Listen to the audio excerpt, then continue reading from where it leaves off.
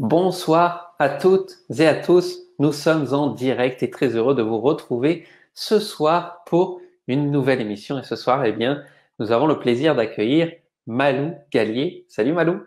Salut, bonjour tout le monde. Salut Cédric, salut tout le monde, ceux qui me connaissent et ceux qui ne me connaissent pas. Pas pour le moment en tout cas. Voilà. Alors, avant de démarrer, on va faire le petit test de son et d'image. Dites-nous si vous nous voyez bien, si vous nous entendez bien.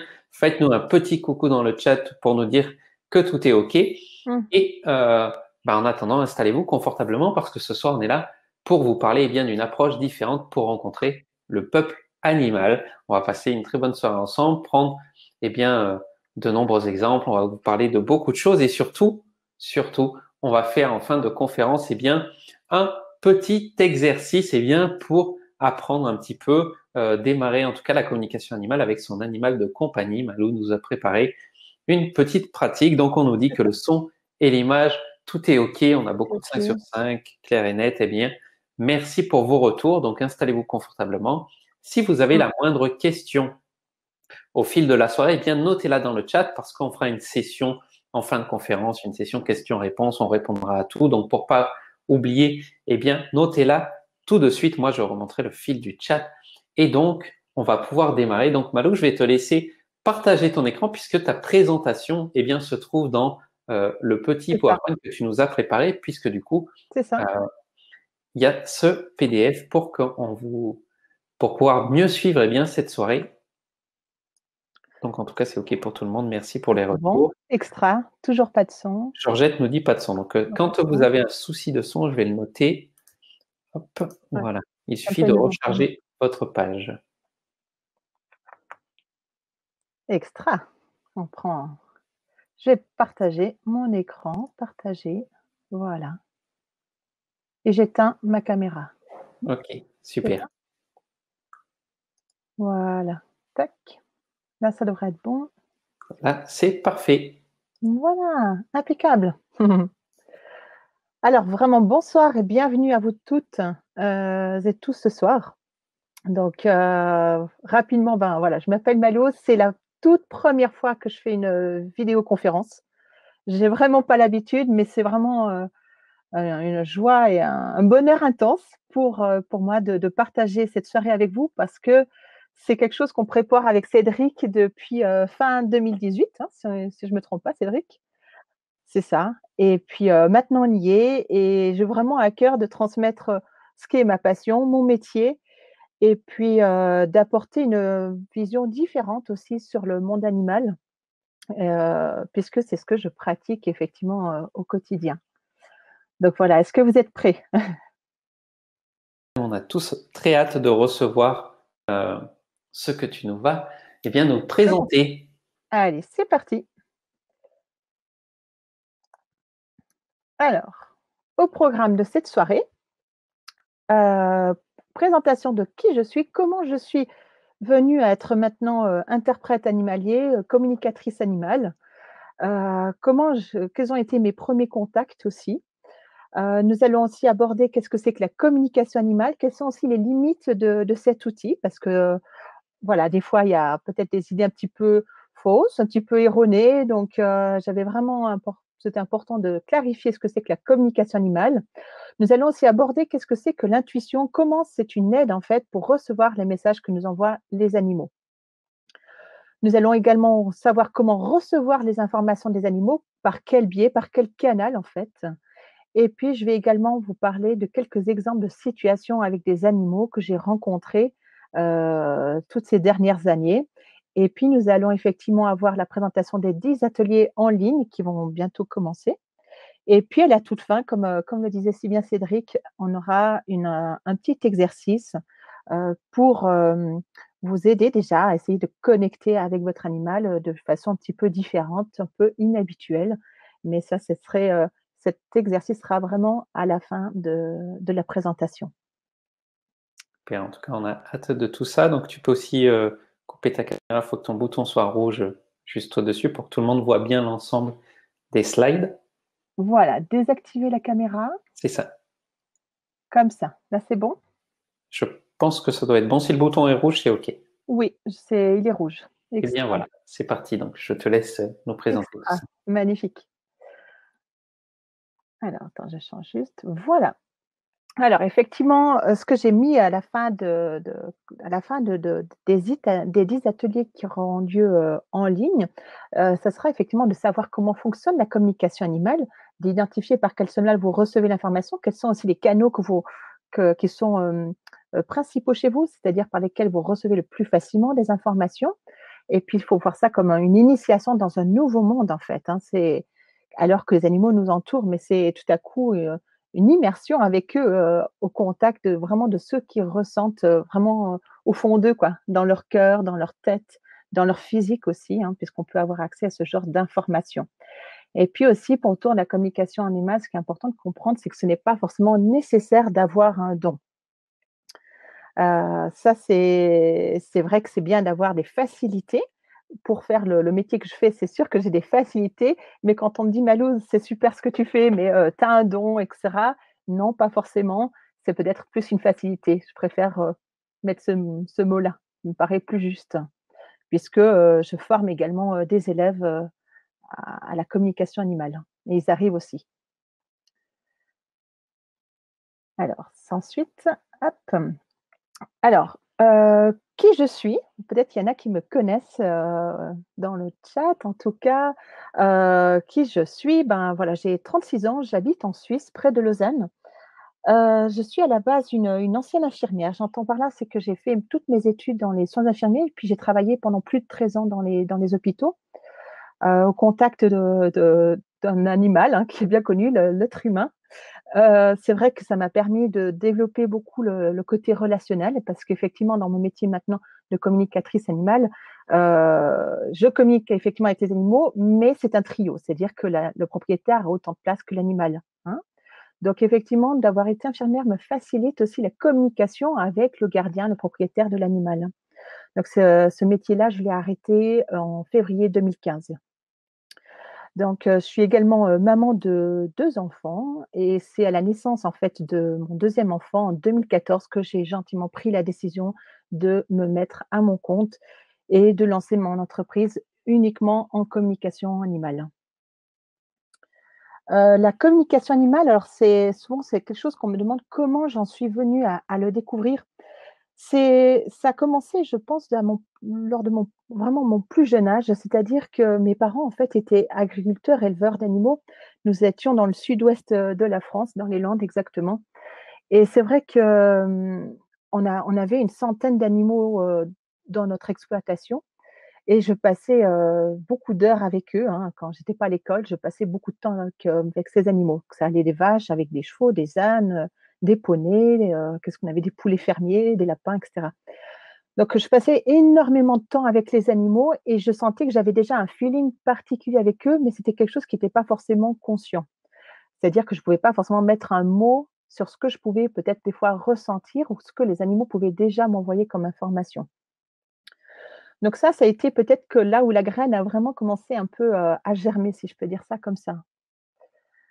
Et puis, la communication animale, du coup, c'est vraiment en 2010 lors d'un atelier, de 2 jours, que j'ai suivi. C'était vraiment un atelier découverte, que là, ça a été une belle révélation. Je me dis: «Tiens, ça c'est peut-être ça que je ressens depuis mon plus jeune âge». Donc en 2010, j'ai commencé à découvrir. C'est vraiment en 2011 que j'ai commencé à me former énormément, avec une vétérinaire qui est très connue, hein, dans ce domaine-là, qui a créé une méthode de communication animale et c'est auprès d'elle que, j'ai suivi, tout son cursus professionnel. Donc on est à environ, voilà, plus de 400 heures, de cours avec elle et plusieurs milliers d'animaux, que j'ai vus actuellement, à ce jour. Parce qu'effectivement, je pense que la théorie, c'est quelque chose, mais après, c'est vraiment de pratiquer. C'est comme ça que j'ai réussi à recevoir, à affiner aussi les messages que les animaux peuvent m'envoyer. Donc, ben, voilà, à ce jour, comme j'expliquais, j'ai créé mon entreprise, je vois environ, 400-450 animaux, en consultation, principalement des chats, des chiens, des chevaux. mais ça peut arriver qu'on m'appelle pour, des lapins, par exemple, qu'est-ce que j'ai eu aussi? Des ruches, par exemple, avec des abeilles, des chevaux, ça je dis, des moutons aussi, hein, quand il y a des problèmes des fois de cohabitation entre des moutons avec des chèvres et cetera. J'étais aussi, sollicitée par des éleveurs pour cela, mais c'est quand même très rare. C'est plutôt des chats, des chiens et des chevaux, avec lesquels j'effectue le plus de consultations, actuellement. Voilà, est-ce que c'est déjà un petit peu, ça vous plaît déjà? Tout ce que je partage? Mais en tout cas, c'est bien de savoir un petit peu, de connaître ton parcours, comment tu en es arrivé là et de voir aussi que tu as une pratique avec les animaux, bien Mmh. déjà avec beaucoup, beaucoup, beaucoup d'animaux, puisque Mmh mh. 450 par an depuis le temps, ça doit faire énormément. Et puis que du coup, bah, c'est aussi rassurant, tu vois, d'être très proche des animaux et de pouvoir se dire qu'en fait, il est possible de communiquer avec eux et puis bah, voilà, de tisser aussi une relation soi-même et un lien avec ses propres animaux et d'autres animaux. Mmh. C'est vraiment ça, comme tu le dis si bien, ce mot tisser, des liens entre eux et nous. Parce que quand on regarde un animal, on peut se baser sur l'observation de son comportement, hein, ça c'est plutôt l'éthologie comportementaliste, mais la communication animale, on va voir que c'est pas ça, hein. C'est vraiment une communication qui est non verbale, donc du coup, on fait appel à d'autres capacités, d'autres connaissances en fait, hein. Effectivement et puis, ben, voilà, en partageant comment qui je suis, d'où je viens, où j'en suis maintenant, bah, effectivement, depuis mon plus jeune âge, en fait, j'ai cet intérêt, pour les animaux. Depuis toujours, j'ai voulu travailler avec les animaux. Ça a pris un peu de temps puisque, voilà, comme on a pu voir, j'ai d'abord, transité par, des hôpitaux pour, maintenant être à mon compte et effectivement, j'ai aussi un grand intérêt, une passion également pour la grande faune sauvage. Donc, ça peut aller, il y a quelques jours d'établir une connexion avec une femelle crapaud, dans la Drôme, par exemple, et comprendre quelles sont ses mœurs, quels sont ses moyens de enfin comment, ses mœurs autour de la reproduction, par exemple, parce elle va se reproduire, pas tout à fait dans le camp où nous étions, donc c'était comprendre pourquoi elle fait ça, quel âge elle a, qu'est-ce qu'elle mange, quelles sont ses habitudes, en fait, de vie. C'est possible avec un crapaud, ça a été possible de faire ça avec des vautours, avec des loups, qu'est-ce que j'ai eu d'autre, comme animaux sauvages? Des chevreuils aussi et puis aussi la grande faune, sauvage africaine et également au Canada avec, des belugas, des baleines. Qu'est-ce qu'on a eu l'année passée aussi? Des petites marmottes, enfin bref, tout est c'est possible, la communication animale est possible avec n'importe quel animal, donc c'est hem, aussi une passion que j'ai, c'est également avec la grande faune sauvage et puis là, de comprendre comment ils se vivent en tant qu'espèce dans leur milieu naturel. Je vois que le parcours est passionnant, oui, merci. J'ai autant d'intérêt que pour un chat qui est pas bien, qui a des problèmes de cohabitation avec son maître ou peut-être s'il vit avec d'autres animaux, que de comprendre comment, une lionne élève ses petits, en pleine savane africaine, hein. C'est l'intérêt est le même, hein. Mmh. Alors, du coup, je vais poser la question, à tout le monde, hein, voilà. D'après vous, qu'est-ce que c'est que la communication animale? J'ai déjà donné quelques éléments de réponse tout à l'heure, mais ça m'intéresse en fait de savoir, vous, est-ce que vous avez déjà entendu cela? Est-ce que vous avez déjà fait appel à quelqu'un qui pratique la communication animale? Ça m'intéresse de savoir un peu voilà, dans le public. Dites-nous dans le chat, qu'est-ce Mmh. que c'est pour vous la communication animale? Comment vous le percevez?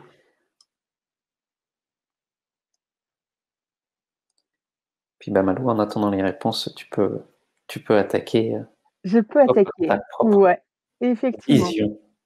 Voilà, c'est ça. Alors, donc la communication animale, c'est une communication, qui est non verbale avec les animaux.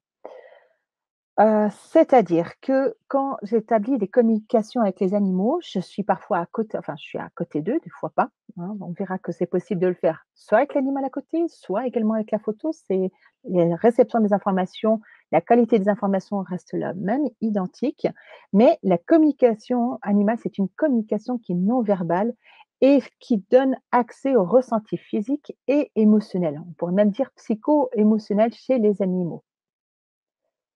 Donc on n'est pas à observer son comportement, comment il interagit. Par exemple, si c'est un chien qui interagit avec son maître ou avec d'autres dans une troupe, dans une meute, on ne cherche pas à savoir comment il interagit, d'observer. Je vais lui poser la question directement. Alors effectivement, là, je lis en même temps aussi vos réponses. Il y en a qui ont déjà eu des expériences, des séances. Ça permet de la lecture de la pensée, nous dit Lolita, effectivement. Il y en a qui me disent parce que ça passe par l'intuition, Caroline, c'est ça. Par le langage corporel, non, on n'a pas de j'observe pas le langage de l'animal, effectivement. Fabienne qui a suivi une formation, effectivement, en formation avec Leïla, ouais, Daïda qui est très connue, c'est juste. Mmh.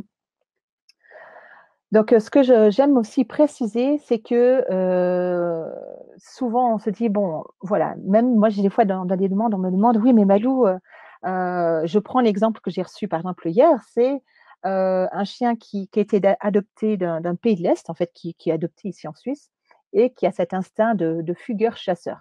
Donc, du coup la cliente m'appelle, en fait la future cliente m'appelle pour savoir si, avec la communication animale, je peux empêcher ce comportement-là chez son chien. Eh ben non. Je lui ai dit: «Je ne peux pas vous aider dans ce cas-là». Parce qu'en fait, un chien qui est chasseur et qui est fugueur, il se vit juste comme chien, en fait, hein, dans son instinct, en fait. C'est simplement là, je peux lui faire comprendre ce qui se passe, pourquoi il le fait, mais en même temps, ça reste quelque chose d'assez instinctif. Est-ce que vous êtes d'accord avec moi? Donc là, pour cette demande-là, j'ai gentiment expliqué à la maîtresse, je ne veux pas l'aider non, pour ce problème-là. Par contre, ce chien, il y a un problème de cohabitation avec un autre chien et il fait pipi à l'intérieur de la maison. Donc là, oui, je vais pouvoir comprendre pourquoi il fait pipi, qu'est-ce qui se passe, pour quelles raisons et comment l'aider. Voyez? Donc, ça, c'est aussi les limites de cet outil et de ne pas hésiter à les exprimer clairement. C'est-à-dire que clairement, cette maîtresse, elle attendait 2 choses, c'est que son chien arrête de fuguer. Ben non, là, je ne peux pas avoir une action là-dessus. En tout cas, moi, je ne m'engage pas là-dessus à avoir un résultat là. Parce qu'il faudrait que je répète régulièrement le message au chien et en même temps, c'est un peu contre nature. Donc, c'est important de bien préciser que quand on pratique la communication animale, on n'est pas du tout dans le domaine des soins et qu'il n'y a pas une garantie de résultat. Alors ça, ce que je précise aussi, c'est que qu'il n'y a pas de garantie de résultat, ça ne veut pas dire qu'il n'y en a pas, hein. Mais si on demande je vous demande de changer ça chez mon animal, non, je ne vais pas pouvoir changer ce comportement. Mais par contre, je vais vous expliquer qu'est-ce qui se passe en lui et qu'est-ce que vous pouvez mettre en place pour l'aider dans son quotidien. Je ne sais pas si ces limites sont claires. J'écoute en même temps. Alors, Malo jusque-là. ça va? D'accord. Mmh. Et puis effectivement, quand on demande qu'est-ce que c'est quel est ce métier-là, c'est interprète animalier, communicateur ou communicatrice animale. Voilà, souvent c'est le nom qu'on donne à ce métier-là. Et le but principal de la communication animale est de améliorer le bien-être de son animal. C'est-à-dire, qu'est-ce que je peux faire de plus pour qu'il se sente bien chez moi? Est-ce que je peux donner un exemple que j'ai eu tout à l'heure à 6h30 encore avec mon dernier clat? Alors, c'était juste en 2 mots, c'est une chienne qui a été adoptée qui a maintenant 4 mois, 4-5 mois. Elle a été adoptée depuis 2 mois chez ses propriétaires, donc ils voulaient savoir comment elle se sent chez eux. La nuit, c'est un peu difficile pour elle, donc c'était comprendre qu'est-ce qui se passe chez cette chienne. Donc là, elle a un peu peur du silence. Elle a tout le temps besoin d'avoir de la compagnie, donc par moment, elle appelle, hein. Donc du coup, elle a pu exprimer ce ressenti-là et également, qu'est-ce qu'on peut faire pour l'aider? Là, la chienne m'a montré en fait que d'avoir un objet avec l'odeur de ses propriétaires qu'elle peut garder dans ses 2 coussins qu'elle a chez elle, c'est quelque chose qui l'aide énormément, hein. Donc ça, c'est ce que la chienne m'a demandé de transmettre à ses propriétaires. Et puis, il y avait aussi un souci, c'est que par moment, quand elle est un peu trop excitée, elle a tendance à mordre, en fait, à mordiller, mais quand même, parfois, ça peut être assez fort. Et donc là, du coup, la propriétaire m'a demandé pourquoi elle le fait et comment l'empêcher de le faire, voyez? Et donc quand elle est un peu anxieuse, angoissée aussi, la chienne m'a envoyé une image qui était mais qu'elle mette sa main, ma propriétaire mette sa main au niveau de mon garrot et déjà comme ça, qu'elle respire calmement et ensuite de mettre sa main sur son poitrail. Et quand j'ai transmis cette information-là à cette cliente tout à l'heure à 6h30, elle m'a dit: «Mais Malou, mais comment vous arrivez à savoir ça? C'est exactement ce que je fais avec ma chienne quand elle a peur». Et moi, je ne savais absolument aucune info parce que j'ai eu la demande que par email avec les questions que j'ai posées à sa chienne. Donc là, c'était, par exemple, une belle preuve, que ce qu'elle proposait à sa chienne, c'était juste. Donc, voilà, ça c'est le but, ben, voilà, on sait que dans ce cas-là, elle fait juste et elle peut apporter des modifications aussi dans le quotidien de son animal. Alors, ce que je voulais aussi parler, c'est aussi de l'intuition parce qu'effectivement, l'intuition, c'est un vaste domaine. On pourrait passer une journée, hein, mais ce que j'ai quand même voulu parler de l'intuition, c'est quand même un raccourci, mais qui me paraît important parce que l'intuition, en fait, on en a tous, mais elle est plus ou moins développée. C'est un peu ce qu'on peut appeler notre sixième sens, c'est cette capacité des fois de pouvoir pressentir de quelque chose qui peut arriver sans logique, sans analyse. C'est-à-dire que tout à coup, on va penser à quelqu'un, ça m'est arrivé il y a pas longtemps, il y a 2 jours, je pensais à quelqu'un et tac, cette personne m'appelle au même moment, juste quelques secondes après. C'est donc cette intuition, c'est ce qui vient en dedans, cet enseignement, cette connaissance, sans qu'il y ait pour autant une analyse, une logique là derrière, hein. Et donc, ce mode de connaissance et d'enseignement, si on peut dire, ça serait un peu le véhicule par lequel les animaux nous envoient les informations et avec lesquelles on les reçoit, on les réceptionne, hein. Si on avait un petit, entre guillemets, un véhicule entre eux et nous, c'est cette intuition. Après, on verra comment on reçoit les informations plus précisément. Mmh. Mais ça nous est tous, arrivé. Par exemple, s'il y a des personnes qui sont mamans, ça va être, par exemple, de ressentir, je ne sais pas, que notre enfant va bientôt se réveiller. Ou bien, ça va être si on est connecté avec quelqu'un, ça va être dire: «Ah bah, tiens, cette personne, elle est comme ça aujourd'hui et puis je la vois en train de faire ça» et puis ça peut s'avérer exact, sans même si la personne n'est pas forcément à côté de nous. Mmh. Donc cette intuition, en fait, elle est principale, en fait, quand on pratique la communication animale, mais la difficulté, c'est que quand des fois on reçoit comme ça un peu des messages spontanément, sans analyse, sans logique, c'est de pouvoir ensuite faire appel à ces capacités intuitives à la demande, hein, quand on fait une communication, qu'elle soit là. C'est des fois un peu la difficulté. Donc ça, ce que c'est que l'intuition, merveilleux outil indispensable, hein, j'ai envie de dire, hein. Mmh. Ensuite, je voulais quand même vous expliquer qu'est-ce qui se passe, en nous, en fait. Donc, on a tous un cerveau, hein, puisque vous arrivez à lire cette conférence et à nous écouter. En fait, on a tous en nous, un cerveau, hein, et puis on a 2 hémisphères. Et rapidement, en fait, pour vous expliquer, donc quand on a l'hémisphère gauche, en fait, ça va être, l'hémisphère gauche, c'est tout ce qui est lié à l'analyse, la réflexion, la coordonner, je vais y arriver, coordonner de vraiment tout ce qui est autour de la réflexion, hein, et ça émet une certaine fréquence, hein, ça s'appelle la fréquence bêta. Et le cerveau droit, en fait, qui va être plus lié au monde des sensations, des ressentis, de l'intuition, notre côté plus artistique aussi, c'est plutôt l'hémisphère droite. Donc vous avez ces deux hémisphères en nous et elles ne parlent pas la même langue. Donc ce qui fait que le but, en fait, à travers une formation aussi en communication animale, mais également pour le communicateur, c'est d'avoir un dialogue harmonieux, en fait, entre ces 2 hémisphères. Et tout à coup, on va recevoir, par exemple, un message intuitivement d'un animal, un exemple, une sensation, je sais pas moi, de chaleur ou peut-être on va avoir un peu mal à l'estomac, quelque chose comme ça, alors que quelques secondes avant, on n'avait rien du tout. Mais quand on demande à son animal: «Tiens, comment tu as digéré?» je sais pas quoi, peut-être qu'on va avoir un peu une lourdeur à l'estomac ou je sais pas, mais un exemple. Et ça, on va le recevoir plus de notre côté intuitif, cerveau droite et tout de suite, on a le cerveau gauche qui va dire peut-être: «Ah mais c'est normal, tu sors de table, c'est normal que tu aies un peu mal à l'estomac, t'inquiète pas, c'est pas grave». Hein? C'est un peu ça. Et alors que c'est fort probable que notre animal nous ait envoyé déjà un message parce que, heu, les animaux qui nous entourent, ces animaux domestiques nous envoient régulièrement des informations. C'est juste nous qui ne sommes pas toujours connectés avec eux, voyez? Qui sommes pas toujours sur les mêmes fréquences. voyez? Puisque quand on est en onde bêta, on est sur une certaine fréquence et quand on est sur la fréquence plutôt d'une onde alpha, c'est là qu'on va entrer vraiment en résonance avec les animaux, voyez? C'est vraiment je synthétise au maximum, mais c'est comme ça quand même que ça se passe. Donc et ça, c'est, ce monde de sensations, le monde des animaux, c'est valable, avec n'importe quel animal qui a une conscience. Donc comme je l'ai expliqué tout à l'heure, ça a été possible de le faire, avec des animaux, bien sûr, domestiques. J'en ai vu, plusieurs milliers à ce jour, mais également là, avec des animaux complètement sauvages qui sont aussi potentiellement dangereux et qui peuvent être, bon, enfin, dangereux, mortels pour nous, hein. Donc on parle avec des lions, des léopards, c'est aussi possible.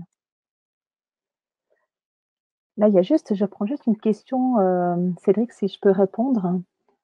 Tu m'entends? Ça va? Vas-y, vas-y, prends. J'ai juste, Magali là qui me pose une question: «Comment faire si un animal ne veut pas communiquer? As-tu une méthode ou une astuce?» Merci Malou. Alors, par rapport à ça Magali, en fait, il faudrait déjà savoir si l'animal est disposé ou pas. C'est-à-dire que, est-ce qu'il est en train de manger? Est-ce qu'il est en train de dormir, par exemple? Est-ce que c'est le bon moment pour lui? Hein? Non, parce que des fois, on est comme nous, des fois, si on fait la sieste, on n'a pas forcément envie de répondre, hein. Donc, dans ces cas-là, moi, ça peut de temps en temps m'arriver qu'un animal ne soit pas disponible et dans ces cas-là, je lui dis: «Ben, il y a pas de problème, je te contacterai un peu plus tard», hein. Donc si j'ai une méthode ou une astuce, ça serait, ben, de comprendre pourquoi il n'est pas disponible, et puis de lui proposer de discuter un peu plus tard. Mmh. Lydia qui demande: «Peut-on avoir une connexion avec un animal décédé?» Oui, effectivement, Lydia, c'est possible. Ça m'arrive de temps en temps, effectivement, avec des animaux, décédés. La connexion s'établit exactement la même chose, hein. La même chose, le moyen d'entrer en contact avec eux, c'est pareil que quand ils sont décédés que quand ils sont vivants. Mmh. Comment communiquer avec un chat pour lui faire comprendre que rien n'a changé malgré le fait d'avoir quitté la France? Il est très apathique, il ne joue plus. Je l'aime trop pour le confier à qui que ce soit. Alors, effectivement, là, c'est Fortune qui te pose cette question. Ce qui pourrait être intéressant, Fortune, ça serait déjà de savoir comment nous, on est quand on est en déménagement, enfin, quand on a déménagé. Parce que en fait, surtout les chats qui sont des animaux qui aiment pas tellement les changements de routine, qui sont des animaux très territoriaux, ça peut les mettre en grande insécurité et aussi provoquer un état d'abattement, en étant aussi apathique.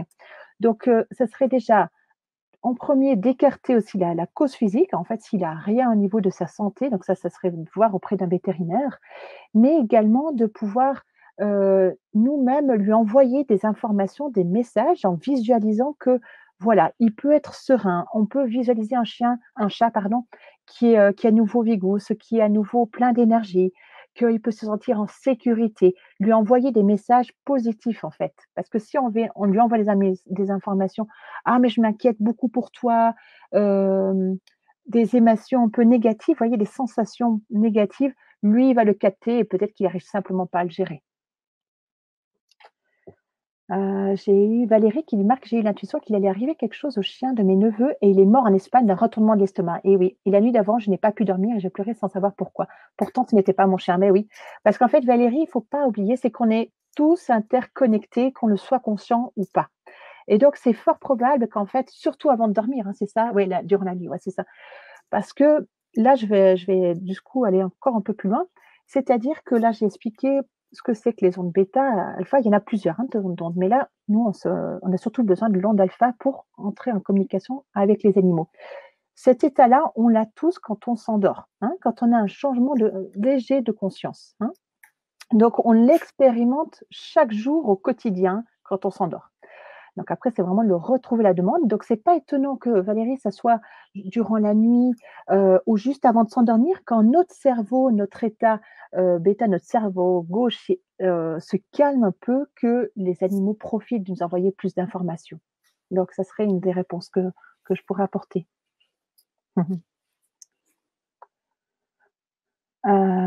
Voilà, la caméra ne fonctionne pas, il parle surtout quelque chose, quand quelque chose les dérange et c'est verbal, je l'entends, j'entends, je transmets, oui. Oui, alors effectivement, des fois, ça peut être de transmettre quelque chose qui ne va pas, mais ça peut être également, voilà, de transmettre comme ils se sentent bien avec leur propriétaire, qu'ils apprécient tel et tel jeu, la nourriture et cetera. Mmh.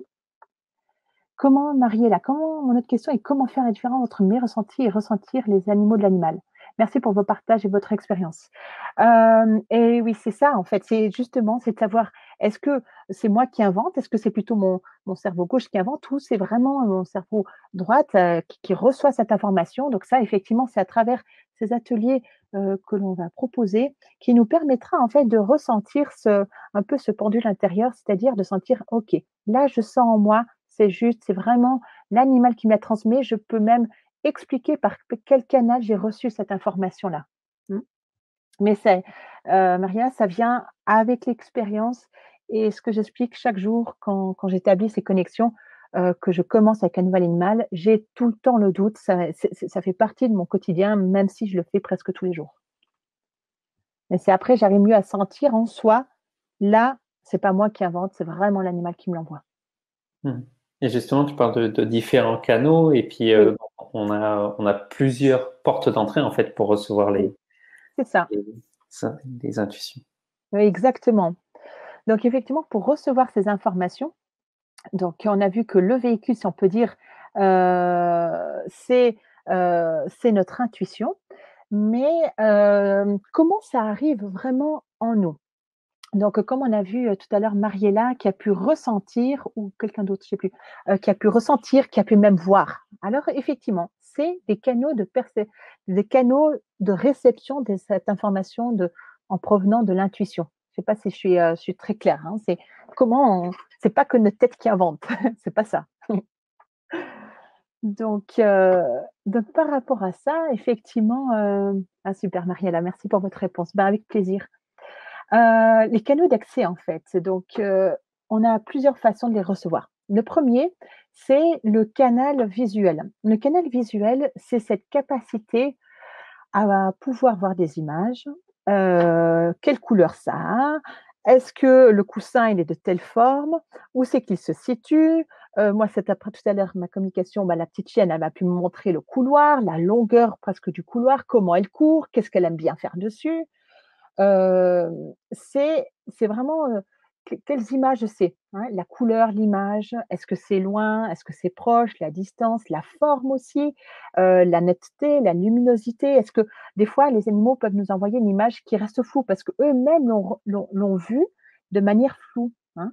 Des fois ça peut être aussi une image furtive qui passe aussi, hein. C'est le canal visuel. Mmh. Ensuite, le deuxième qui est connu, c'est le canal auditif. C'est-à-dire qu'on va pouvoir c'est cette capacité à entendre des sons, hein, des sons. Donc est-ce que les sons sont forts? Est-ce que c'est faible? Est-ce que c'est loin? Est-ce que c'est pas loin? Quel type de son aussi il nous envoie? C'est le canal auditif, hein. Donc heu, très souvent, enfin non, pas très souvent, on peut avoir soit l'un, soit l'autre ou même les 2. Là maintenant, avec le temps, j'arrive à avoir le visuel, je vois des images, voilà, des images que m'envoie l'animal, mais j'entends également. Très souvent, ils sont en même temps. En fait, j'ai les 2 canaux en même temps. Et puis le kinesthésique, c'est, cette capacité, comme quelqu'un l'a si bien expliqué tout à l'heure, quelque chose qu'on a à l'intérieur de nous, qu'on peut ressentir. Donc, le kinesthésique, c'est cette capacité à ressentir, ça peut être un état émotionnel, parce que tout à coup, j'espère, moi tout à l'heure, je faisais avec ma jeune chienne de 4 mois, mais j'avais les mains qui tremblaient, j'étais en état d'excitation importante. Pourtant, j'étais bien tranquille sur ma chaise de bureau, c'est simplement que je me mettais dans sa peau, hein, je me mettais à sa place. C'est cette capacité aussi d'être à la place de l'autre, hein.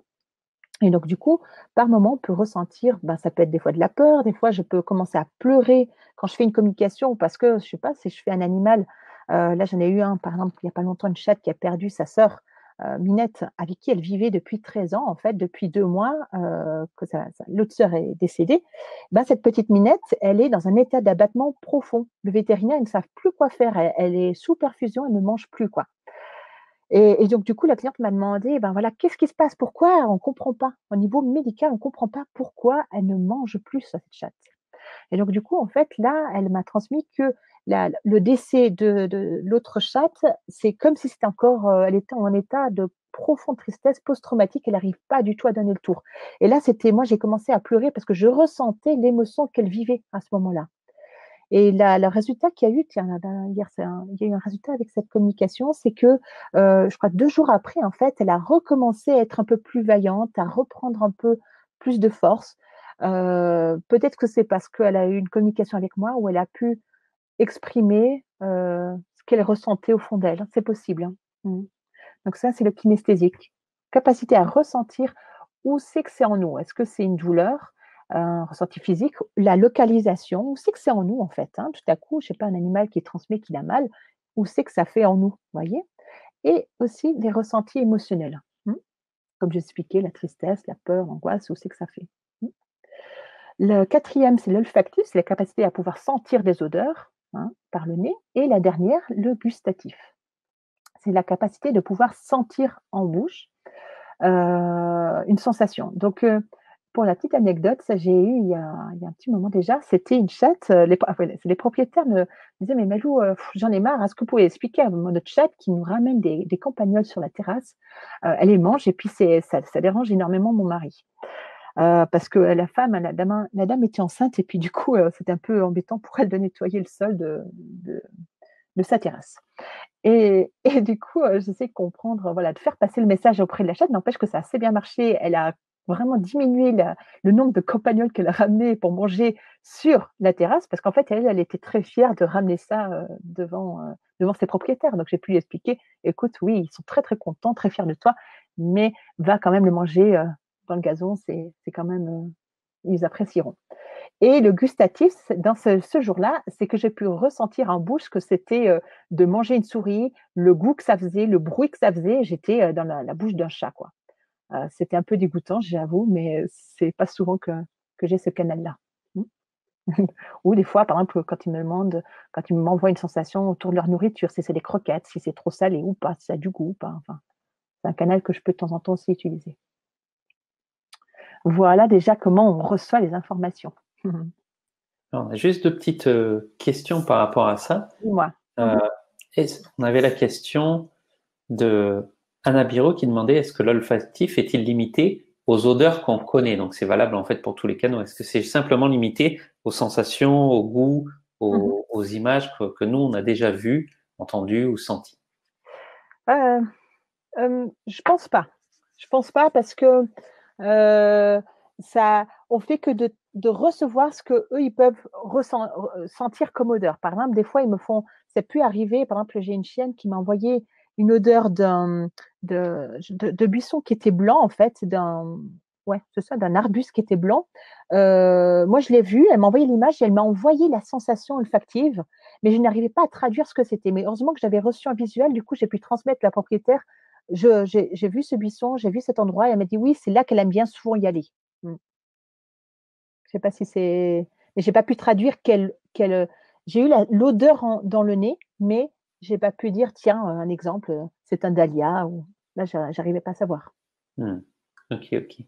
Et du coup, l'autre question, c'est toujours d'Anna Biro qui demande Mmh mh. est-ce que le mode de réception dépend de notre ouverture? Oui, ça dépend de notre ouverture, mais également de comprendre que chacun et chacune, nous avons un canal ou plusieurs canaux, pour recevoir ces informations, hein.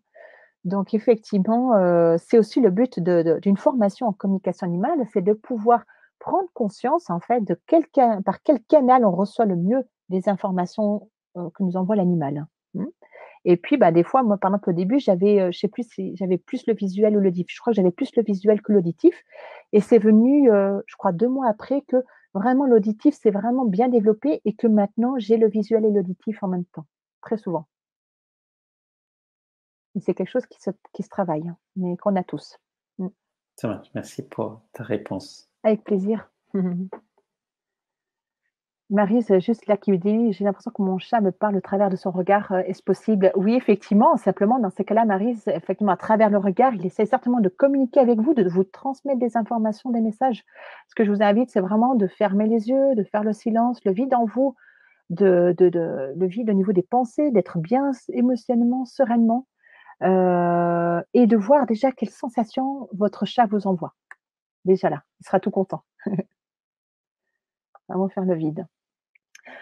Alors ensuite, c'est, quelques exemples de situations que j'ai rencontrées en communication animale. Bien sûr, c'est vraiment que des exemples, mais la liste pourrait être encore longue, mais c'est vraiment voilà, les gens m'ont appelé par exemple pour préparer à l'arrivée d'un enfant, par exemple dans une famille. C'est préparer l'animal de compagnie à la venue d'un enfant, qu'il a par exemple toujours sa place, lui envoyer des messages où il peut se sentir en sécurité. Ça peut être aussi la venue d'un nouvel animal dans une famille, par exemple. Ça peut être aussi lié quand les propriétaires partent en vacances. Là, actuellement, j'ai pas mal de demandes, voilà, de personnes qui partent en vacances, qui veulent me transmettre, voilà, leur chat. Là, j'ai pas mal de chats, par exemple, transmettre que tout va bien, parce que des fois, il y a des chats qui fuguent quand leur propriétaire est en vacances, par exemple, hein.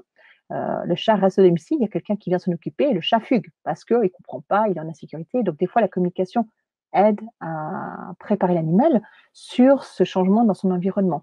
Ça peut également être préparer un animal lorsqu'il va arriver dans une nouvelle famille. Donc, c'est d'un animal qui arrive quand il y a déjà un foyer avec des animaux, c'est préparer quand un nouvel animal va arriver, mais également un nouvel animal qui va arriver dans une nouvelle famille.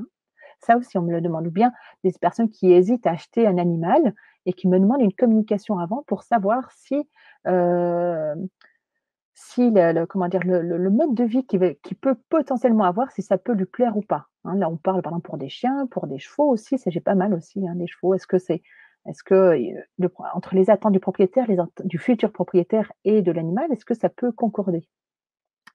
Ça peut être également avant, par exemple, une intervention chirurgicale. Ça arrive de temps en temps. C'est également aussi, quand on me demande d'évaluer, par exemple, les ressentis physiques lors d'une maladie, par exemple, lors d'une maladie chronique ou bien quand tout à coup, vraiment cliniquement, on ne trouve pas, de quoi souffre un animal, ben, il ne faut pas oublier, c'est on a on est face à un animal qui n'a pas la parole en comme on l'entend. Donc, du coup, quand on leur donne la parole, qu'est-ce qui se passe? Ben, ils transmettent. J'ai une sensation, j'ai mal à l'estomac, j'ai mal à la patte. Là, j'ai eu un cheval, par exemple, qui a eu une fracture dans un sabot, même si c'était il y a plus d'une année et demie, par exemple, qu'il a eu cette fracture. Quand j'ai fait la communication, j'ai vu, tiens, sabot droite, antérieure droite, il y a encore un peu de gêne quand il s'appuie dessus. Puis j'ai transmis ça à la cliente, elle m'a dit: «Oui, c'est juste, il a eu quelque chose, il y a plus d'une année et demie». Donc du coup, là, ça a été utile pour elle de comprendre qu'en fait, ben, des fois, dans le travail de dressage, c'est encore un peu compliqué pour lui parce qu'il n'ose pas s'appuyer complètement sur son antérieur droit. Mmh.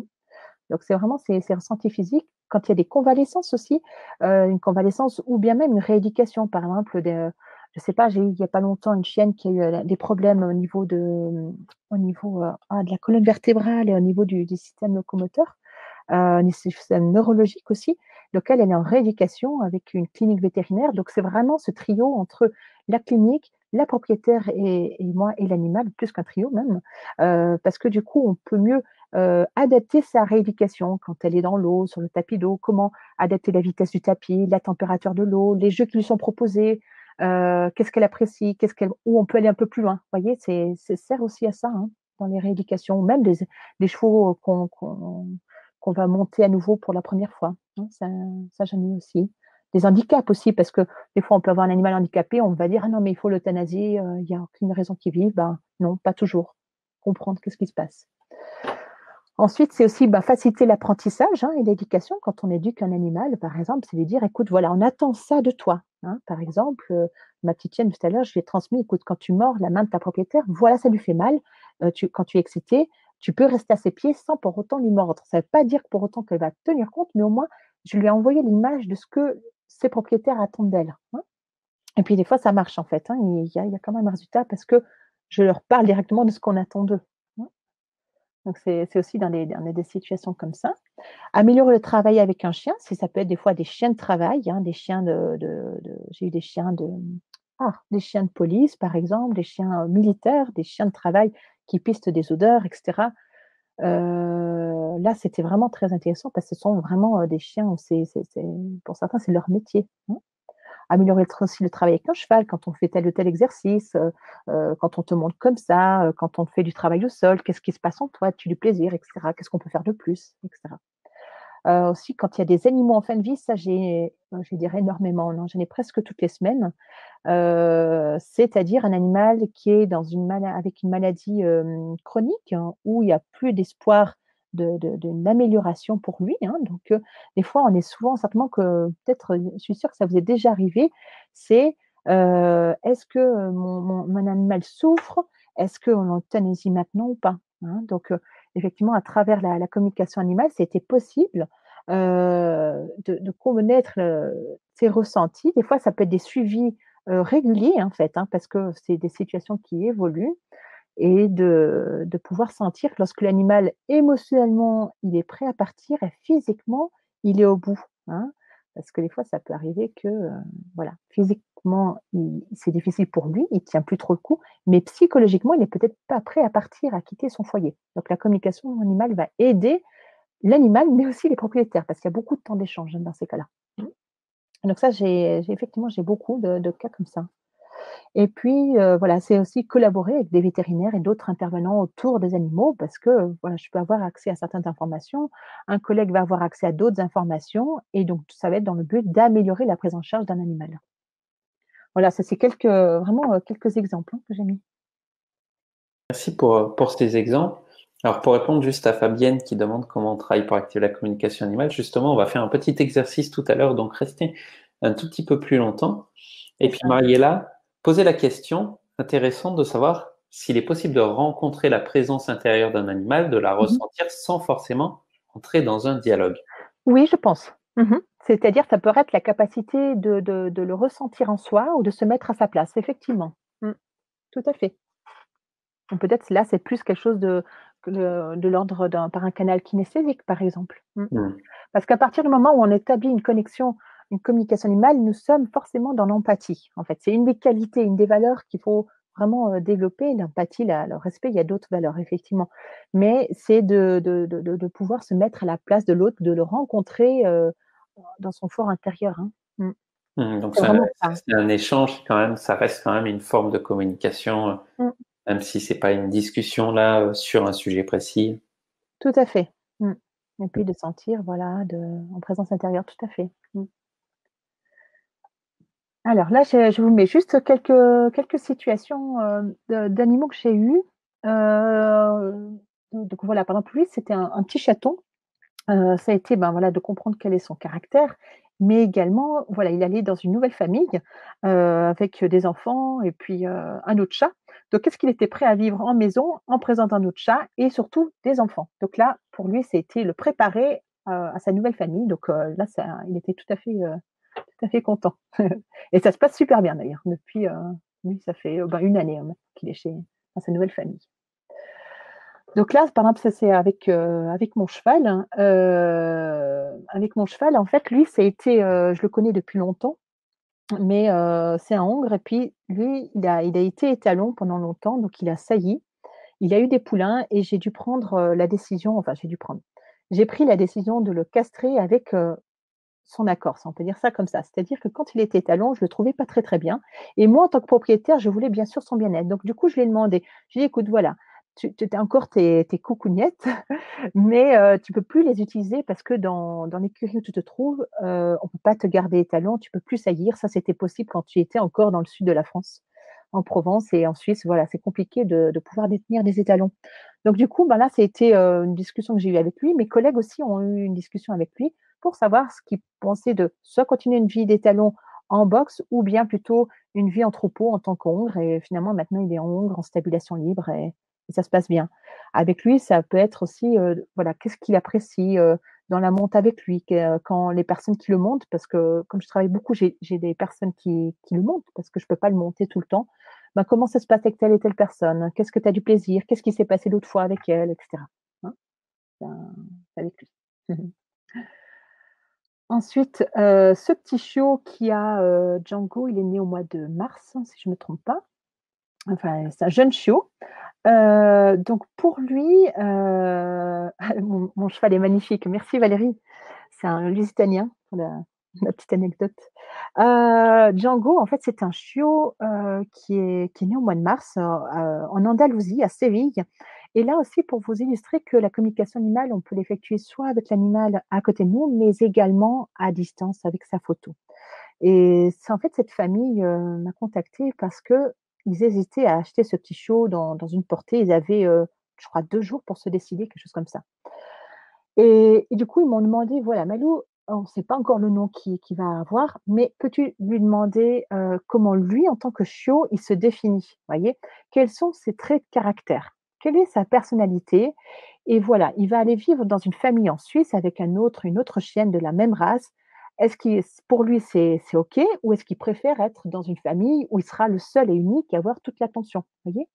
Donc ça ce qui est très intéressant, c'est que forcément, moi qui vis en Suisse, et c'est ce chiot qui était à Séville, maintenant il est venu en Suisse, ben, j'avais forcément encore plus de doutes par rapport à mes ressentis, mais c'était juste que peut-être mon mental s'affolait un petit peu parce que c'était pas la porte à côté, mais c'est avéré vraiment exact dans ce qu'il m'a transmis au niveau de ses traits de caractère, et surtout comment il se comporte avec l'autre chienne, en fait. Et j'ai eu un très beau témoignage de sa propriétaire, pour faciliter, si vous voulez, la cohabitation entre les 2 chiens maintenant. Voilà, c'est le petit chiot, le petit Django. C'est un petit Spitz nain, on me demande. Ensuite, Gelsi, donc ça, c'est un cheval islandais que j'ai eu, cette année, là, ce printemps.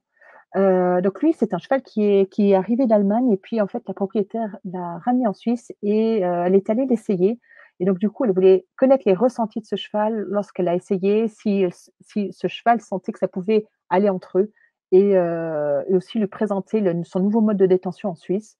Donc voilà, ça a été, des questions que j'ai abordées avec lui, et pour le moment, tout se passe bien, dans ce troupeau. Voilà. Là, on part sur un autre animal pas du tout, domestiqué.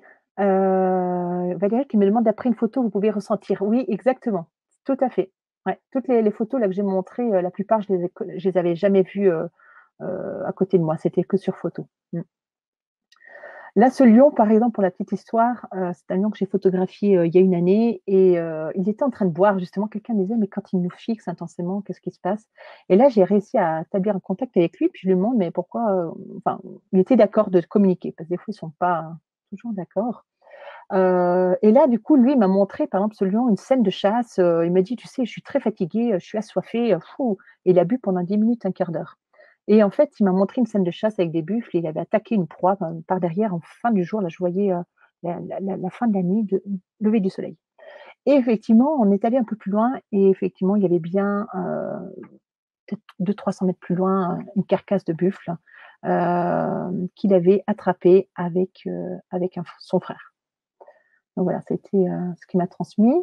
Ça, c'était avec un rhinocéros, l'année passée, tout le matin, départ du camp. Il était, très apeuré, farouche, très territorial, vraiment, là, j'ai senti, il y avait pas mal de voitures, et j'ai senti sa peur, en fait, de voir autant de monde, parce que les rhinocéros, bien sûr, ça peut charger quand on les provoque, mais ça reste quand même des animaux, imprévisibles, certes, mais assez farouches, peureux. Donc là, j'ai pu établir une connexion avec lui aussi. Ça, c'était, avec une femelle léopard, aussi l'année passée. Ça a été, ben, voilà, avec elle, j'ai pu établir beaucoup de connexions parce qu'elle était ouverte à la discussion, et de comprendre comment elle élevait ses petits, quel type de chasse, quel type d'animaux elle aime chasser, comment est son territoire, comment est son territoire, en fait, en termes d'environnement, comment c'est qu'elle aime bien se mettre, et cetera. Voilà, avec elle, j'ai eu des connexions presque quotidiennes. Voilà. On passe des animaux domestiques aux animaux sauvages. Eh bien, merci. Et du coup, tiens, petite question parce que tu en as parlé. Comment on sait si l'animal est d'accord pour communiquer ou pas? Eh ben, ça dépend si on reçoit des réponses ou pas, des informations. Mmh. Je vous remets la précédente. Comment on sait? Ben, ça c'est si on en reçoit tout simplement. Mmh. Ça marche. Si on Merci si pour ta réponse. c'est ouais, si c'est le des fois ça peut prendre un petit peu de temps, hein, ça dépend aussi nous, à nous mettre, sur la même fréquence qu'eux, hein, donc ça se joue souvent là-dessus. Il y a bien sûr de leur disponibilité, mais aussi comment nous, si nous sommes dans un état de réceptivité ou pas. Mmh. Ok, Voilà, merci pour ta réponse. je t'en prie. Alors, donc, comme présenté tout à l'heure Cédric, effectivement, ce que nous proposons, c'est en fait de vous initier, hein, d'aller rencontrer ce nouveau monde, en fait, qui s'ouvre devant vous. C'est vraiment le voir comme ça, parce que On peut des fois recevoir des informations un petit peu, de manière intuitive, spontanée, mais c'est de pouvoir vraiment établir des connexions avec eux. Pour la petite histoire aussi, la première fois que j'ai été formée, en novembre 2011, j'étais presque incapable de conduire, juste après les 5 jours, de formation intensive parce que mais mon cerveau déjà, il apprenait à fonctionner différemment, mais également c'était un monde complètement nouveau qui s'ouvrait devant moi et là, alors ça croyez-moi, ça c'était comme si j'avais une nouvelle vie dans cette vie-là, quoi. Ça m'a vraiment un peu fait cet effet-là. Vraiment, j'ai eu de la peine à conduire, j'ai dû m'arrêter, parce que, j'avais comme la perception d'une nouvelle réalité qu'il y avait qui m'entourait. Mmh et puis aussi, voilà, ces animaux, sont effectivement tout contents de pouvoir parler, échanger avec nous, ils attendent que ça, hein. Mmh. Mmh. Alors du coup, ça va si je présente les 10 ateliers, Cédric, ça va pour toi? Et puis comme ça, après, ben, on en profitera pour faire l'exercice et puis Exact. terminer de répondre à toutes vos questions. Extra, magnifique. Alors c'est parti, on vous présente tout ça. Donc en fait, le niveau 1, c'est vraiment vos premiers pas vers le monde des animaux. C'est-à-dire quels sont vos premiers ressentis en communication animale et le but, c'est de prendre un peu plus confiance en vous. Mmh.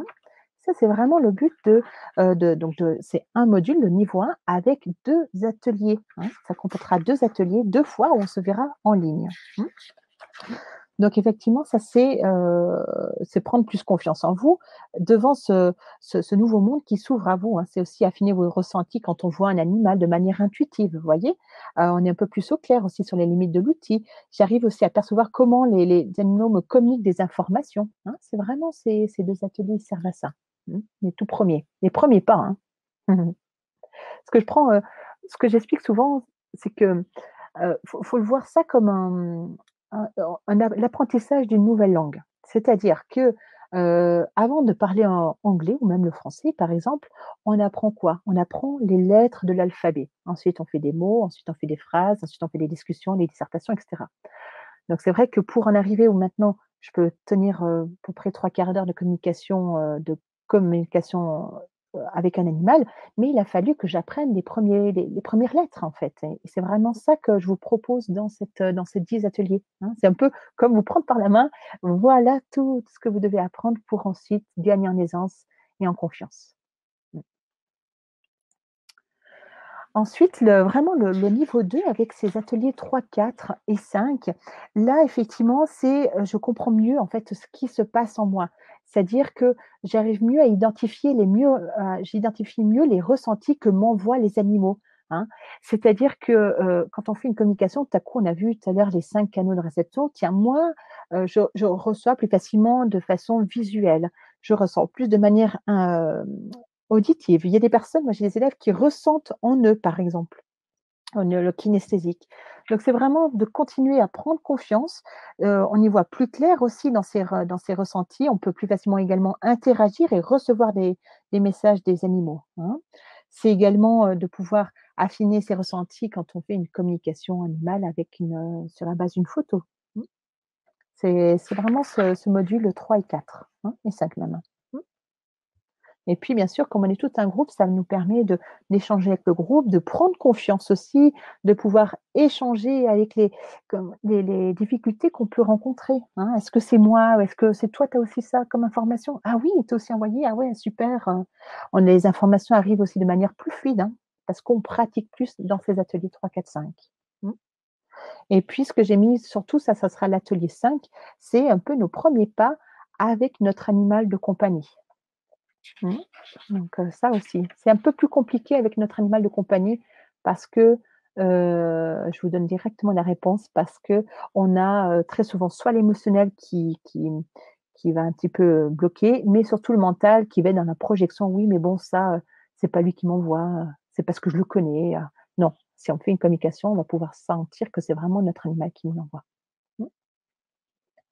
Donc ça, c'est vraiment sur l'atelier 3, 4 et 5, hein. C'est vraiment là, on va déjà plus loin dans la communication animale. Mmh.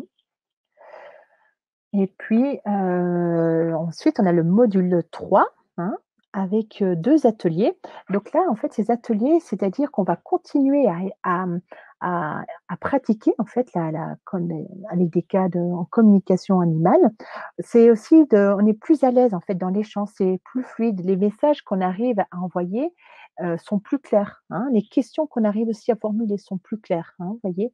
Et surtout là, dans cet atelier 6 et 7, j'ai proposé également des exercices dans les ateliers aussi précédents, hein, mais aussi d'identifier nos blocages. Qu'est-ce qui nous bloque inconsciemment? Qu'est-ce qui nous bloque? Quelles sont nos limites? Qui peuvent être des freins en fait à enfin, à la connexion avec un animal. Mmh. Ça devrait être le 6 et 7 plutôt, hein. C'est comme on pourrait voir que le chemin se dégage avec plus de clarté. Je sais pas si c'est clair du coup? Et puis ensuite, ce que j'ai marqué pour le niveau 4, avec 3 ateliers, je bois juste un petit peu d'eau. Mmh. Voilà, c'est vraiment les premiers contacts également avec des animaux malades parce que tout à l'heure lors de la présentation, c'est dire: «Oui, mais Malou, c'est bien beau, moi mon animal il est malade, alors certes, ça ne va pas remplacer une visite vétérinaire. Ça c'est vraiment la priorité. Notre animal n'est pas bien, on l'amène chez le vétérinaire. Mais si tout à coup, par exemple, il reçoit un traitement, comment il se sent avec ce traitement-là?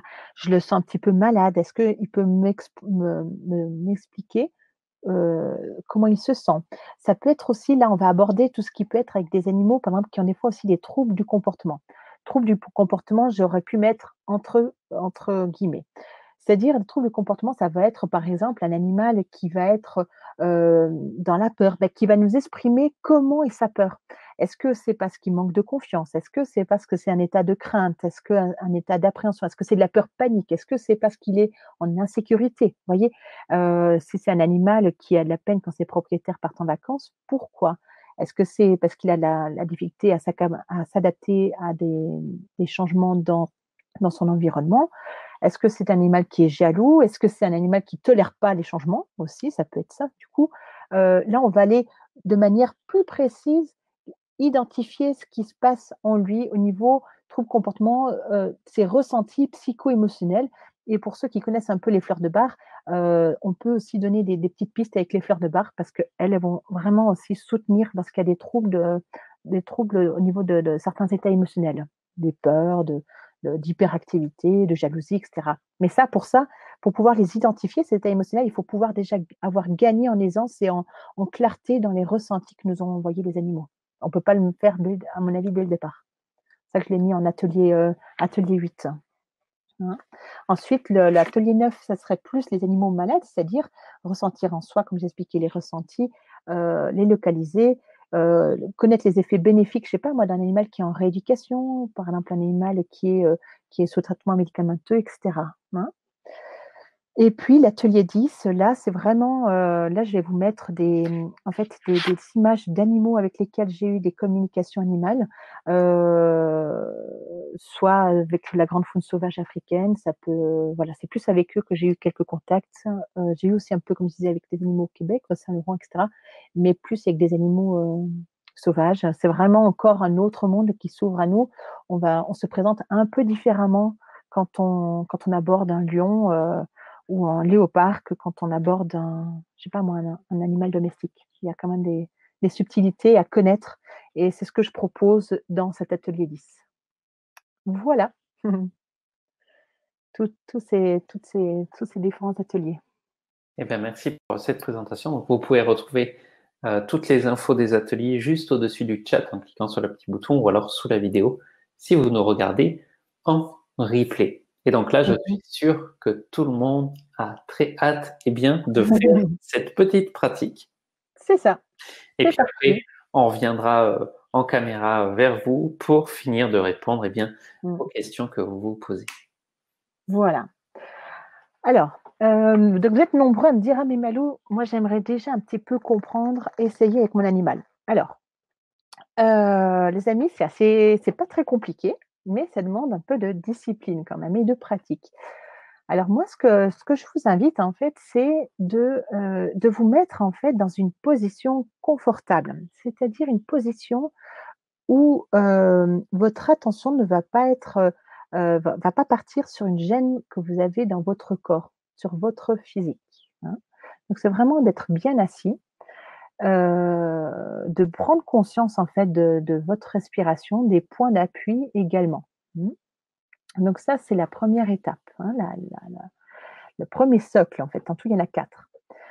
C'est d'être bien physiquement confortable. Ensuite, c'est de vraiment vous installer, au niveau de vos émotions, c'est d'avoir des émotions qui soient fluides, hein, des émotions qui soient paisibles.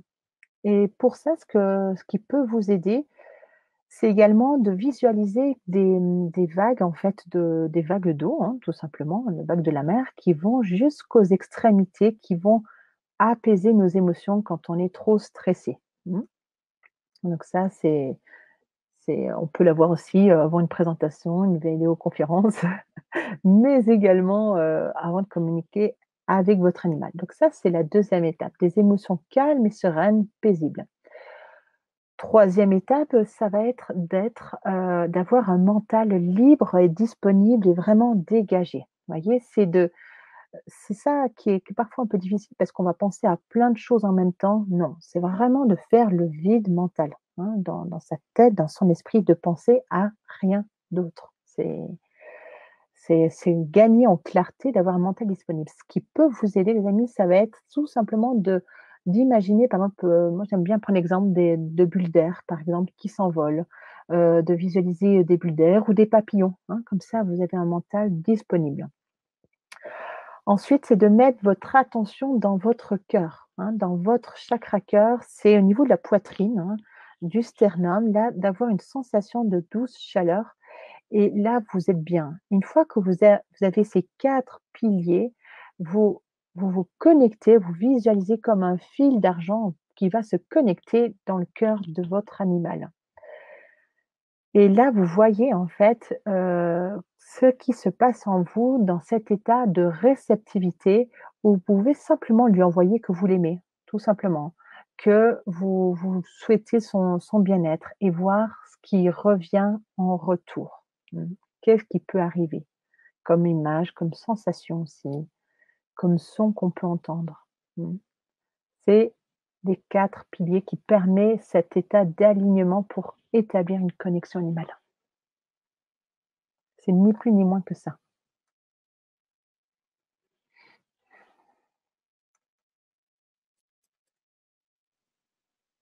Et puis quand on ferme les yeux, hem, c'est de voir qu'est-ce qui arrive, qu'est-ce qu'on peut entendre, qu'est-ce qu'on peut voir? Mmh? Qu'est-ce qu'on peut ressentir aussi? Voilà, donc ça je vous invite à le pratiquer régulièrement aussi chez vous. Un un physique confortable, des émotions calmes et sereines, un mental libre et disponible, une attention, une conscience dans le cœur qui permet la connexion avec l'animal. Et voyez ce qui se passe avec lui. Vous pouvez faire ça le soir, maintenant, avant de vous coucher, ou le matin quand on est encore un peu endormi. C'est plus facile.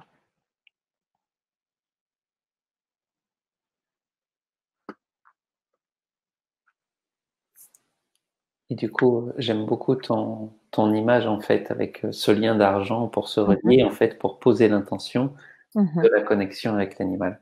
Mmh. C'est ça, cette connexion de cœur à cœur. Mmh.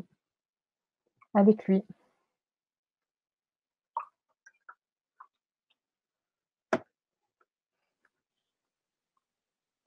Et du coup, merci beaucoup pour cet exercice. On va pouvoir chacun pratiquer depuis chez nous et puis voir les premiers retours. Donc surtout, je pense pas d'impatience les premières fois parce que voilà, c'est quelque chose qui se travaille. Il faut avant on va dire, d'apprivoiser l'animal, c'est aussi de s'apprivoiser soi, de, de voir comment on fonctionne, comment on réagit. Mmh. Ça s'apprend, c'est comme un peu, comme je disais, une nouvelle langue, un peu une discipline aussi, hein. C'est-à-dire que quand notre mental, il est vite parasité par plein de choses. Mmh. Apprendre à lui dire: «C'est bon, j'ai compris, mets-toi de côté». De maîtriser ses émotions aussi, enfin maîtriser, les accepter et les accompagner, dans la juste mesure. Mmh. Bah, écoute, merci beaucoup. Donc, ben, on va pouvoir terminer cette conférence par les questions. Donc, on va pouvoir couper le partage d'écran, Mmh. puis revenir avec vous. Mmh. Et donc, nous voilà. Eh bien, déjà, merci beaucoup, Merci à vous tous. Mmh. Malou, pour toutes Mmh. ces informations. Et merci à vous pour toutes vos questions et tous vos partages déjà. Donc, on va continuer et on Mmh. va prendre la question de Fabienne qui nous Oui. demande comment faire pour qu'un enfant ne perde pas sa capacité à communiquer avec les animaux et jusqu'à quel âge peut-on Mmh. l'inciter à ouvrir son canal? Merci de la réponse. Alors, oui, bah, c'est d'ailleurs une très bonne question parce que je viens de penser j'en ai pas parlé durant ma conférence parce qu'en fait, cette capacité à communiquer avec les animaux, c'est quelque chose qu'on a tous quand on était enfant et c'est resté après enfoui. Parce que, voilà, on est rentré à l'école, parce que ça peut venir aussi de notre éducation, de la société dans laquelle on se trouve où des fois nos capacités intuitives sont un peu mises de côté et alors effectivement, dans ces cas-là, pour un enfant, ce que j'invite, c'est de de en fait, qu'il soit encore en connexion avec sa créativité, en fait, avec son intuition et à quel âge? J'ai envie de dire, il y a pas vraiment d'âge parce que je vois ma fille, elle a 5 ans et elle peut quand même, tout à l'heure, elle s'amusait par exemple avec des coccinelles, elle leur parlait. Je suis sûre qu'elle était en communication quand même déjà avec des animaux. Donc la question, c'est il y a pas vraiment d'âge pour qu'ils apprennent. Moi, je vois dans des fois, ça m'est arrivé de former des élèves assez jeunes, 10-12 ans. C'est fluide parce que si on peut dire, leur canal est encore bien ouvert. Donc c'est en général plus facile que nous, des fois adultes, on a des croyances qui viennent, notre mental qui bloque, voilà, c'est pour alléger tout ça. Mmh. Je sais pas si ça répond à la question. Ça y répond. Merci pour la question, Bravo. Fabienne. Mmh. La question d'Alessandra qui voudrait savoir, ben, justement, comment on peut faire pour aider les animaux chez soi à apprendre à cohabiter ensemble. Mmh. C'est de connaître le point de vue de chacun. C'est-à-dire, OK, alors si c'est par exemple surtout les chats, je pense qu'on peut lui poser la question, je pense que ce sont les chats, parce que les chats restent quand même à la base des animaux territoriaux, plus ou moins forts, hein, c'est plus ou moins marqué, mais les chats restent des animaux territoriaux. Donc, comment on peut faire? Ça reste si à travers la communication animale, ça pourrait être de connaître les ressentis de chacun, connaître leur point de vue. Par exemple, je sais pas moi, si c'est entre 2 chats qui ont des soucis de cohabitation, ça va être, ben, moi je le supporte pas parce que j'ai l'impression qu'il est tout le temps en train de se la péter, il fait tout le temps son beau, se pavaner et puis moi je suis en retrait, j'arrive pas à trouver ma place et cetera. Donc en connaissant le point de vue de chacun, on a déjà une meilleure, vision, une meilleure lecture de ce qui se passe dans la dynamique de la maison et puis, ça va être aussi de leur poser des questions: «Qu'est-ce que je peux faire pour toi? Qu'est-ce que je peux mettre en place?» Par exemple, je sais pas, c'est un exemple, je sais pas, j'ai un exemple pour des chats. Certains, ça va être de prendre un petit moment rien qu'avec lui, ça peut être le prendre tout seul dans une pièce. Même 5-10 minutes où il est là tout seul, il n'a pas besoin de se soucier où se trouvent les autres animaux et puis comme ça, bah, ça lui renforce sa confiance en lui, ça lui permet de plus prendre sa place, cet animal qui est un petit peu en retrait, par exemple. Et puis comme ça, bah, quand il est un peu en retrait, c'est si on le prend de manière un petit peu isolée, comme ça, donc on prend du partage du temps avec lui, il a moins la pression peut-être de l'alpha, du dominant sur lui, donc il peut mieux se laisser aller. Et puis comme ça, peut-être qu'on peut réussir à retrouver un équilibre, une dynamique dans la maison. Si ce sont pour des chats et puis, bon pour des chiens, ça serait de vraiment, mais ça peut être aussi valable, j'ai envie de dire aussi pour des chiens, c'est d'accorder un moment pour, chaque animal qui reçoivent un peu leur dose d'amour, en fait, hein et du coup, s'ils ont assez, ça peut déjà atténuer certaines problématiques qu'ils rencontrent au quotidien. Mais, voilà, ça dépend si c'est des chats, des chiens, comment ils se vivent et cetera, mais déjà, ça serait déjà des réponses que je pourrais apporter. Mmh. Merci pour la réponse et merci pour Avec ta plaisir. question, Mmh. Alessandra. Il y a Magali qui voudrait savoir si le message que l'on reçoit, nous l'interprétons bien, car ben, il passe par nos filtres. Mmh mh. Par exemple, le goût ou l'odeur de l'animal peut nous envoyer un goût qui lui plaît, mais à nous, Oui, non. Tu vois, comment savoir si ce que nous recevons est oui. juste? Alors, si ce qu'on reçoit, c'est juste, ben, ça pourrait être tout simplement, par exemple, je sais pas, moi, j'ai, un exemple, là, j'ai eu il y a pas longtemps avec un chat qui m'a envoyé que les croquettes, ça lui faisait une sensation vraiment de salé, un peu beurre, qui est pas terrible. Donc du coup, là, je lui ai demandé: «Écoute, je ressens ça quand je te pose cette question, peux-tu me le confirmer par un autre canal?» Donc, Peux-tu me le confirmer? Moi, je l'ai reçu d'une autre façon, c'était par le canal auditif et elle me l'a confirmé. Donc du coup, là, j'ai pu demander à l'animal qu'il me le confirme par un autre canal, tout simplement. Je sais pas si ça répond à la question. Donc c'est vraiment faire attention aux autres sensations, toujours revoir pour confirmer quand même ce qu'on reçoit dans Ce tous les qu'on cas. reçoit, c'est ça. C'est-à-dire qu'en fait, c'est d'être dans un état de neutralité, en fait. Nous sommes comme une page blanche, en fait. Ce que j'explique souvent, c'est que quand je commence une communication, attends, je vais vous montrer, hein, ça sera peut-être des fois plus parlant. Ça, c'est une page blanche, en fait. Quand je commence ma communication, je note le nom de l'animal, le propriétaire, etc.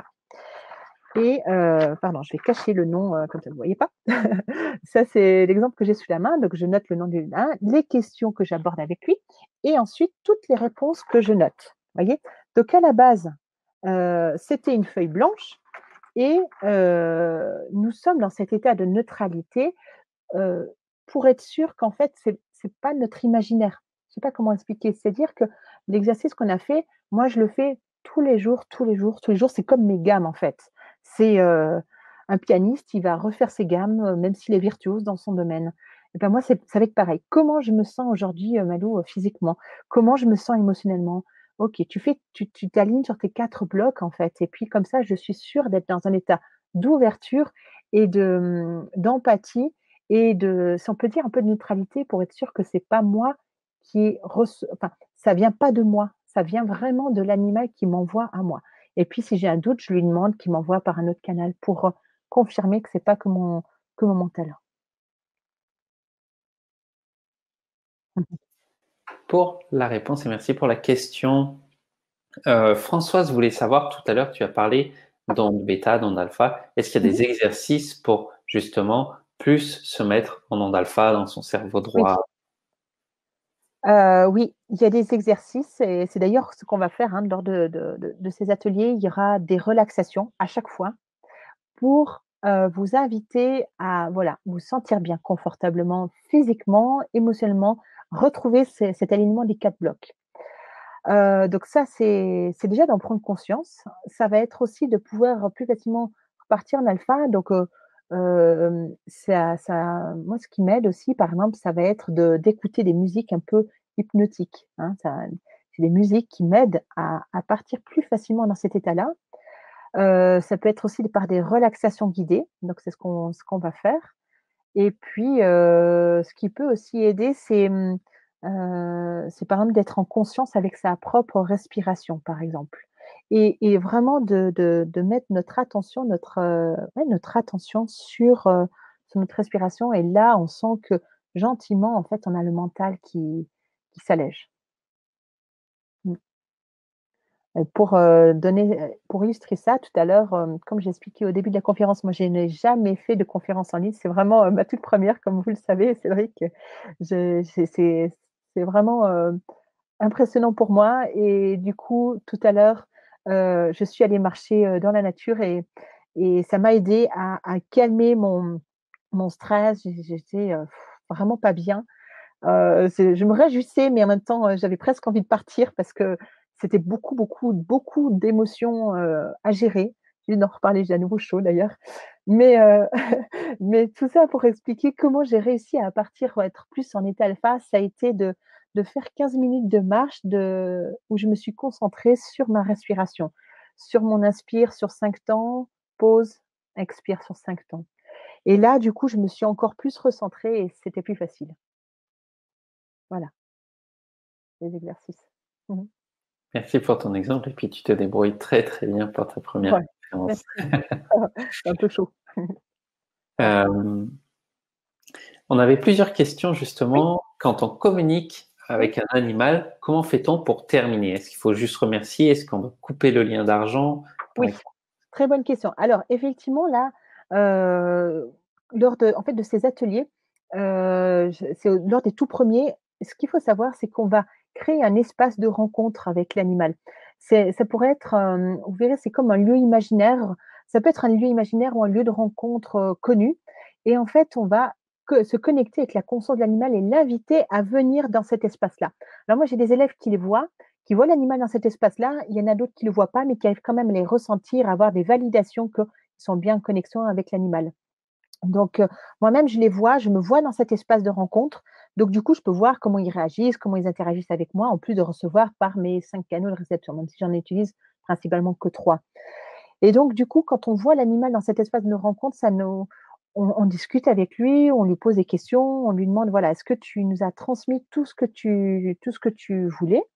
Et à la fin, voilà, on le remercie chaleureusement, du temps qu'il nous a accordé, pour l'attention qu'il a été d'accord de nous porter aussi. Et puis là, en fait, on l'invite gentiment à quitter cet espace. Si vous avez déjà un espace de méditation, un espace où vous êtes au calme, ben, essayez déjà d'inviter votre propre animal dans cet espace et voyez déjà ce qui se passe, hein.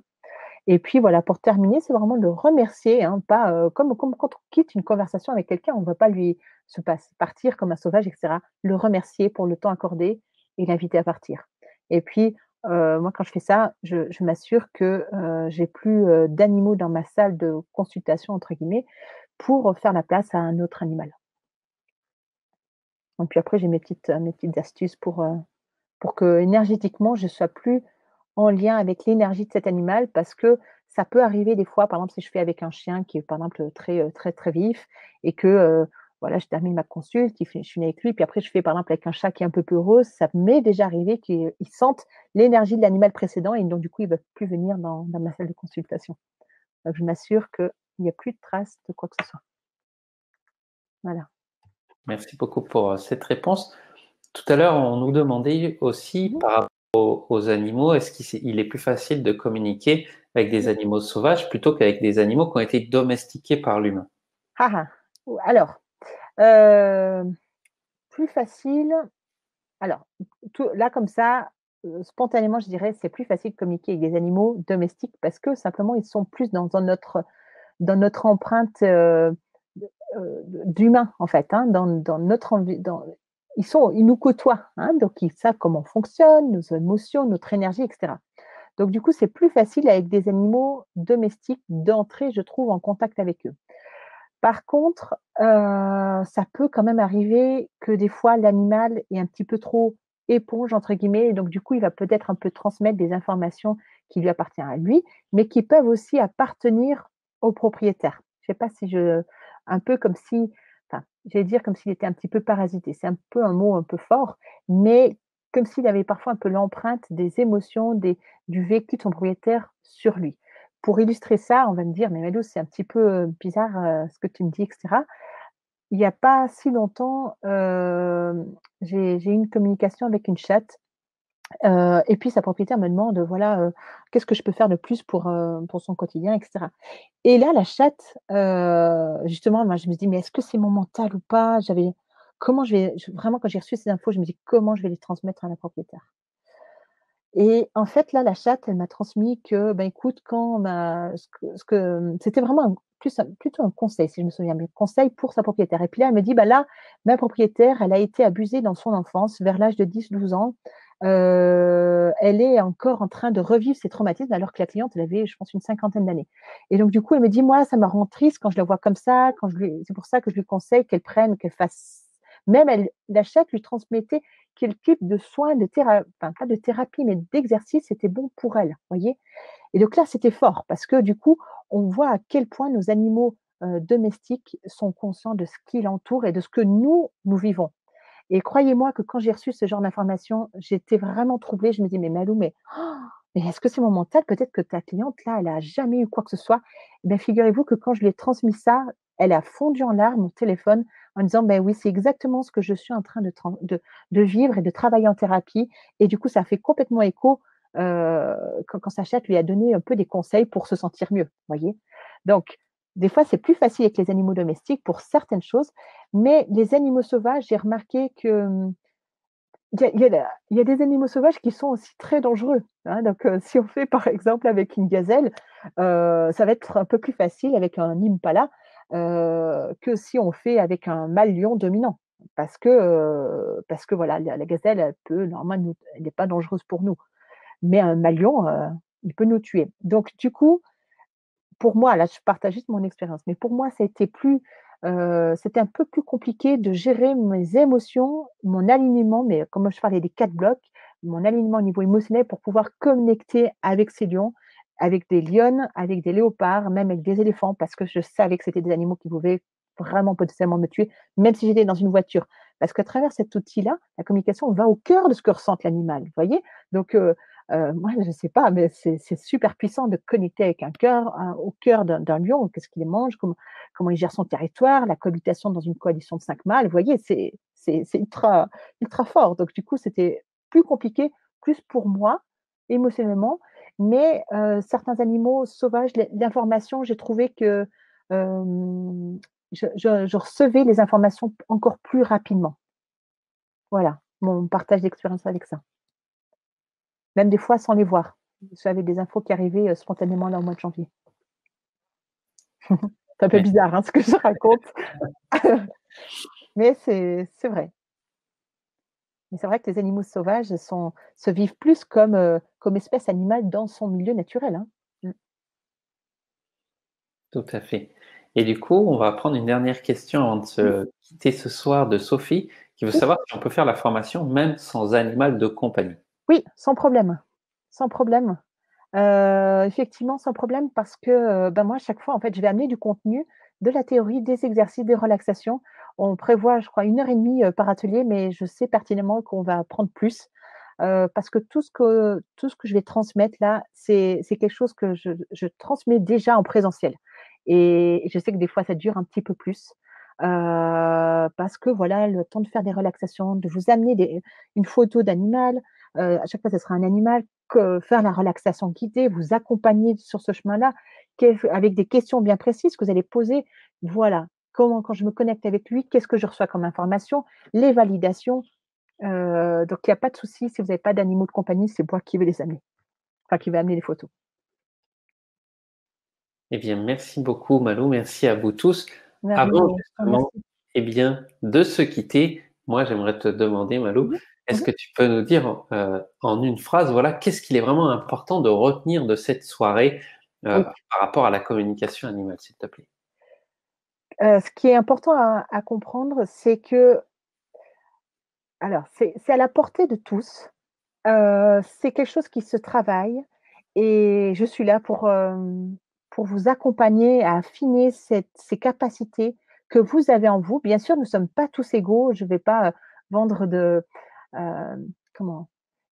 Ça dépend aussi un peu de chaque personne, hein, avec nos capacités, mais le protocole, tout le monde peut le mettre en place et c'est ce qu'on vous propose parce que c'est vraiment, de voir ça comme un nouveau monde qui s'ouvre, devant vous.